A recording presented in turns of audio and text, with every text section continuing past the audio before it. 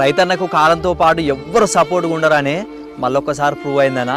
నిజంగా ఇలా పొద్దున్న నుంచి కుండపోత వర్షం కురుస్తుంది.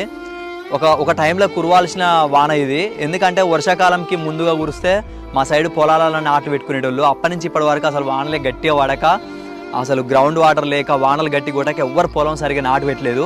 కానీ ఇప్పుడు మాత్రం పత్తి చేనులు మంచిగా గూడపూత మీద ఉన్న టైం ఇది.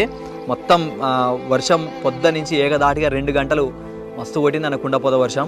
మొత్తం చెట్లు మొత్తం పత్తి చేను మొత్తం అసలు నేల కొరిగిపోయింది. ఒక్క చెట్టుకి నిలబడలేదు. 8 ఎకరాల చిలక మనది ఒక్కళ్ళే కాదు, ఇక్కడ ఉన్న రైతుల పరిస్థితి మొత్తం ఇంతే అన్న. ఈరోజు పడ్డ వర్షానికి మొత్తం నేల కొరిగినాయి పత్తి చెట్లు. గూడ మొత్తం రాలిపోయింది అన్న. మంచిగా చేతికాడికి వచ్చిన గూడ కాయ మీదకి వచ్చే టైము మొత్తం రాలిపోయింది ఘోరంగా. మస్తు లాస్ అంటే మస్తు లాస్ నిజంగా.